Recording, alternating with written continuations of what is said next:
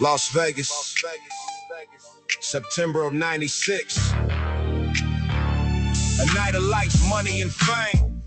Nobody imagined that night would forever change the history of hip-hop. Tupac was alive, but the clock had already started counting. 30 years later, the question is still alive. Who ordered the killing?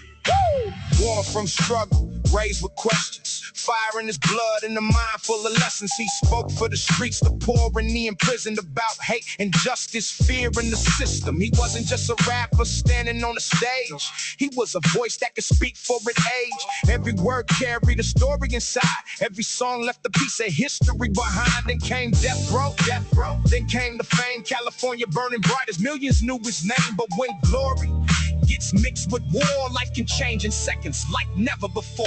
Tupac, 30 years later, your name still echoes through the world again. Your voice never died, your story remains, and one unanswered question still survives through the years. Tupac, who wanted you silent? Who gave the order that night in Las Vegas? 30 years have passed, justice has arrived, but only the trial will tell what really happened that night. September 7th, Las Vegas was shining. The night looked peaceful while the city kept breathing. Tupac was riding in the BMW with Suge Knight beside him, driving through the city. But before that night, there was a confrontation, a fight that would change the course of fate. After the casino, the cars moved on while the lights of the night kept shining strong until another vehicle appeared. And in a matter of seconds, everything changed.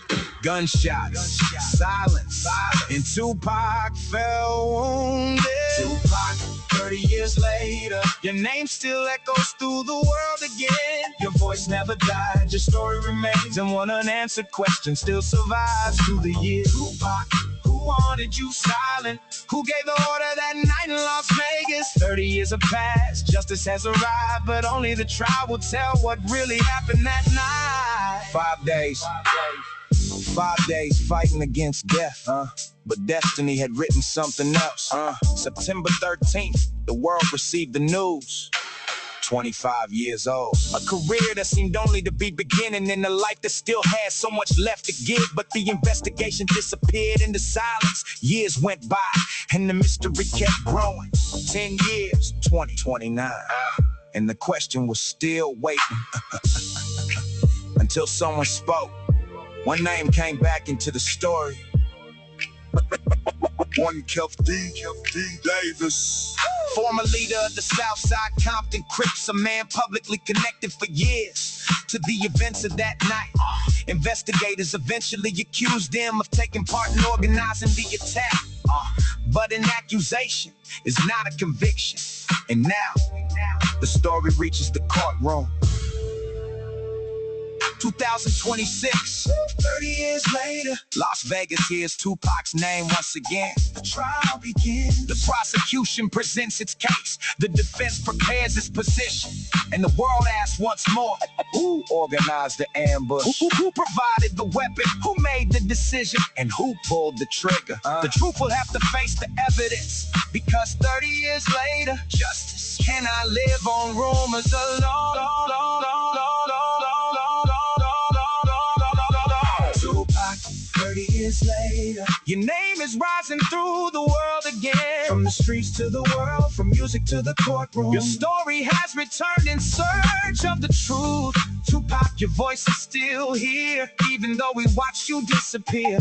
30 years of silence, 30 years of pain, and now a courtroom searching for an answer at the end. No matter how much time passes, a life can end in seconds, but a story can last for generations. Tupac Shakur died in 1996. 30 years later, his name stands before a courtroom once again. This time, it's not only about music, it's about one night, one death, one mystery, and one question that survived the passage of time. Who killed Tupac Shakur? Now, let the evidence speak, let justice speak, and let history tell the truth.